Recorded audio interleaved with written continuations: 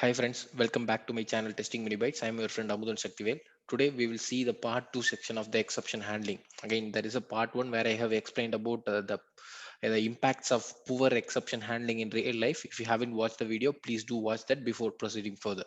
Again guys, in this video we will be understanding about the thread stack or your call stack in much detail. Again, I have explained this when I explained about thread safety and other stuff, but I thought I have to explain this here so that you can understand how the exception propagates to the caller methods and other stuff. So I'll be explaining this as well, and we'll also see what are the problems that we have with the current implementation of our exception handling in our Selenium framework.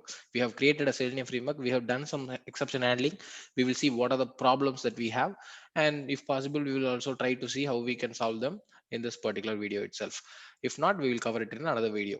Again guys, let's without wasting much time, let me open a uh, on a diagram. So I hope you all know what is a thread, right? So thread, is a series of your executed statements. Okay, suppose imagine that you have a program like this. You have your main method, and you have this method is main method is calling method a. So this a method is calling b method and c method, and this is how it is, right? So how the program will execute, how the program will execute, right? The program will start from your main method, so the control will go to the b method, then it will come here into the b method, it will execute all the statements that's displayed here, and then the control goes back here, and then it will execute the c method. Okay, now it comes here, does some operation, returns the control back to a method, and a method, once it's execute all the statements that it has, it will return it back to the main method. So this is how the flow that's happening, right? We know this because we know Java, right? So in background what happens, this all happening um, in a thread. It now, for now we are not using any multi-threading environment, we are just having only one thread which performs this whole task. Okay, what happens, okay, whenever the program starts, you have your main method getting registered here. This is the first, right? The main method. And then once main method is done, main method is calling a method. Okay, so this is like this. So now the thread has two methods in it. Okay, so we call it as thread stack because our method stack or your call stack, because it knows what and all the method it has called to come to this particular state. Okay, for now imagine it has called the main method, and main method has called a method, so the thread will look something like this. Okay, now the a method is calling b method, so your thread will change like this. Okay, once b method is complete, okay, this will be removed. Okay, this will be removed, and your you know thread will look like this. You have only a method and you have main method. Now after executing this B method, now it will execute the C method. So your thread now will get this C method will come here, and once it is done, it will be removed. Now the thread stack will look something like this: main method, and then you have your A method. Now A method also is complete, so it will be removed from the stack, and your thread will only have main method.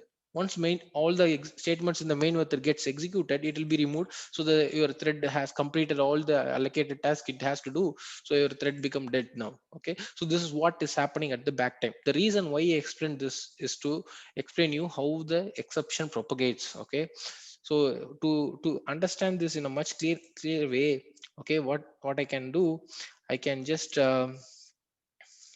take you to uh, this particular class file. Okay, just imagine you have something like this. This is your call stack, right? I'm giving a simple analogy so that you can relate to your real time example. So consider this JVM as your senior manager, main method as your manager, and this A method as your test lead, and this your B method as your tester. That's how. So JVM calls your manager, manager calls your test lead calls the tester, right? If there is an exception happening at tester, okay, or your B method, if no, it has to handle it. If it is not able to handle it, it will delegate it back to the A method, which is your test lead. Okay, you can imagine. So there is a new tester you have hired, and he's working on some production testing. He done some mistake. He cannot handle that. What he will do? He will tell the lead, hey, deal, I have done some mistake. Please do something about it. So even it is not in the lead control, he cannot handle it. What he will do, he will delegate it back to the manager. So manager also not able to do anything, so what he will do, he will delegate it back to the senior managers to handle this situation. So this is how it is. So the intricate level needs to handle the exception. If not, it has to delegate it back to the caller method. So this is what is all about exception propagation. So we'll see that in terms of code. Okay, now, so consider the same scenario. In the B method is now throwing a new exception. Okay, suppose I consider I am trying to read something. Okay, uh, from a file. Okay, new file input stream. Okay, and I'm trying to read it from a file. Now automatically it is throwing some exception. What is this? See, unhandled exception type file not found exception. See, you are trying to read some file. Okay, this may throw you some exception. These are all called checked exception, guys. So again, to understand the different exception types, imagine this is the diagram we have. Okay, this is a throwable, which is a super class for your error and an exception. Again, we cannot do anything about this error. Okay, errors are something that happens beyond your control. Suppose in case of ATM, if there is no power, or your ATM runs out of power, or you don't have a generator or something, you cannot dispense cash. Okay, so it is not in the control of the developers to handle this error. It is not into our control, we cannot handle that. So whatever we can handle is within this exception. Okay, either it can be a runtime exception or checked exception. Again, runtime exception, or otherwise called as unchecked exception. Okay, all these thing in the blue are checked exception. Okay, so Java in the compile time itself, it can guess when you are trying to read a file, it can throw you file not found exception, because normally people make mistake giving an invalid file location, or while reading or writing from a file, it can throw you input output exception. So these kind of things are compile time, it can Java can interpret at the compile time. But there are certain exception like null pointer, or your arithmetic exception, or your class cast exception, Java cannot find, so it will not ask you to handle it. But as a coder, if you know that there is a probability of some runtime exception that can happen, then you can handle it using try catch block. Okay, so now it is asking me to handle this. Okay, now as a fresher, again guys, imagine this B method is fresher 1, C method is fresher 2. I don't have the capability, I'm new to the project, I cannot handle it on my own. I'm just throwing it back to the caller, who is my test lead, who assigned the task to me. Now even this guy seems not able to handle this situation. So what he is doing is again delegating back to the manager. Even manager is not able to do anything about this, so he is transferring this to senior manager or your JVM. So this is how, normally people just throw the exception without handling it. Again guys, if you are not using any try catch, you are just throwing exception, it's okay. It is also one of the way to handle exception. Okay, so if it means you are okay to face any runtime issues, you don't want to handle any situation. Okay, so it is also fine. This is also a type of exception handling. Okay, but I don't want to do this. If you notice, this particular method is causing this. Okay, suppose consider I'm doing some SQL operation, and it's throwing me new SQL exception. Okay, I'm not writing the actual code here, but at the end result, it will throw a SQL exception. Okay, it is also a checked exception. So what is it doing, I'm just throwing it, I cannot handle anything about it. Okay, so the same way the C method is throwing another exception, and this guy is also not able to handle, so he will also throw another exception. So if you notice, our main method is now doing whatever the job he has. Apart from that, he is also doing other tasks as well. So if you closely notice, there is a problem with this approach, which is like you have just created four methods. With this, just four methods, if you see your main method is doing a lot of tasks now. Okay, so whatever the exception happening at the bottom level, we call this as bottom level, right? This is the intricate level. So whatever the exception happening there, right, it's getting propagated to the top level method. So again, it's also a way how you can handle exception, but predominantly we need to think about what is the situation and we can handle it accordingly. So in this case, what will happen if there is any exception happening here or somewhere, your program gets terminated. You are not handling the exception properly, so the program will be terminated. If your intention is to terminate the program, obviously you have to do like this. There is no other way, right? But if you don't want the program to end, even if your B method fails, you want to try something in the C method. Okay, then what you can do, instead of throwing the exception, you can actually handle that exception like the way you want. So I'm not throwing the exception here. Instead of that, what I'm going to do, I'm going to put this whole thing in a try catch block.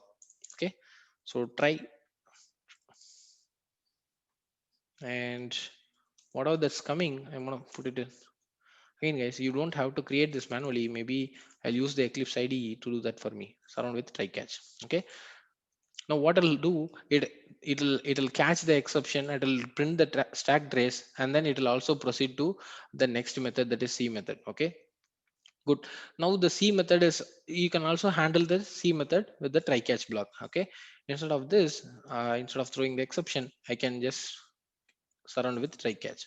By this way, you don't have to, propagate the exception to your caller methods. There is a problem with this approach. Suppose consider your fresher 2 has handled the prod issue himself, your fresher 1 has handled the prod issue himself, then your manager or your test lead will not be aware of all these things.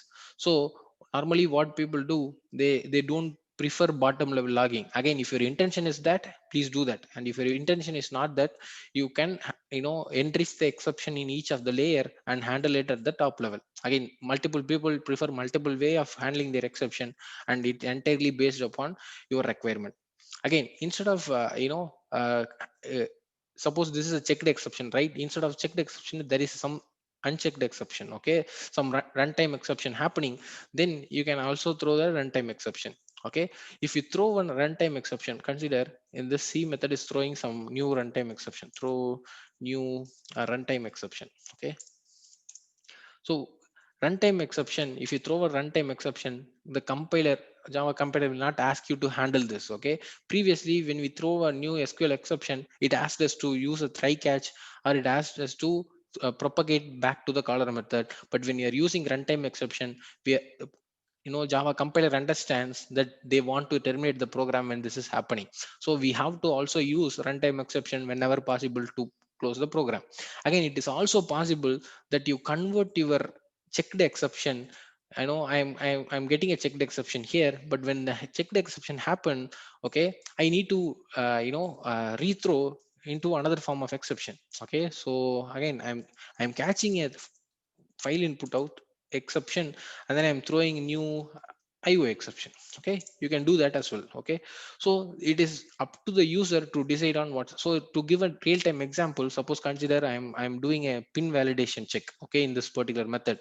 Okay, the SQL error returning from the database is telling something like table name this gets corrupted, or your pin value, whatever the query you applied is not available, or some very intricate detail with which the user doesn't need at all.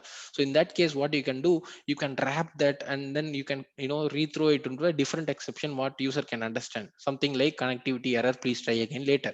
Okay, so you can throw a new checked exception, or sometimes you can also throw a new runtime exception. Okay, so so by this way you can handle everything differently. Okay, if you throw a new exception, guys, the exception stack trace will not be propagated to the caller methods. That's a very important thing. So as I have used both of them predominantly, but it's entirely based upon your needs. I prefer using runtime exception or your checked exception more than the checked exception, because there are some advantages, like you don't have to clutter your method signatures with all the exception declarations, as well as my intention is to stop the program when there is an error, because in test automation predominantly, if there is some problem while reading a property file, okay, I don't want to proceed further, because if instead of giving browser as Chrome, they have given ABCD,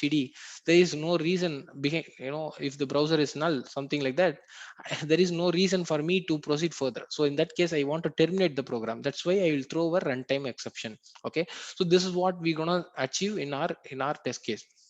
Before doing all that, can we try to solve the problem which we actually spoke before? Okay, This is the problem we spoke before. Go to a ATM, we are getting a lot of exception.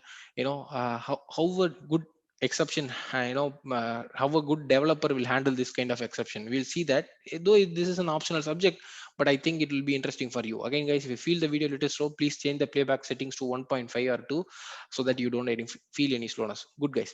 So now this is the problem, right? We already seen what is the problem. User goes to the ATM, he's getting invalid, some incorrect error message, or every time he insert something, uh, the program gets terminated without collecting all the logs and then giving them one form of exception. Okay, so we'll see that in terms of code. Okay, suppose consider this is the main method. I'm doing a pin validation, and then if the pin validation is correct, I'm doing allowing them to withdraw the money. This is what two method is all about. In the withdraw money, I have three methods where I am checking whether the user is having sufficient balance. Okay, whether the amount entered by him is there in the account available. If there is the denomination available in the current ATM, suppose if he's entering 800, we need a 500 rupees note, 200 and 100 rupees note, right? Whether the 100 and 200 denominations are available, I want to do the check. I also have check whether the sufficient money available in the ATM. Suppose the user is trying to withdraw 10,000, if the ATM is having only maximum of 5,000 rupees, then I need to also do the check whether it is possible to dispense the cash. Is this available in the ATM? So these are all some methods. And the logic, I'm not writing any logic here, I'm just speaking about the Hilton, how we can handle this whole thing. Okay, first case. Okay, if there is a problem with check pin. Okay, if there is a problem with pin, I don't want him to try anything. Okay, I just want to throw a runtime exception. That there is I just want to terminate the whole program, throw new runtime exception. Okay, because I don't want to give him multiple tries. If I use a try catch block, he will be given an option to, you can also write a code to ask him to re-enter the correct password, but due to security reason I don't want to do that. So I'm just telling incorrect password, and then I'm closing the program, terminating the program. So this is good. So for check pin it's fine.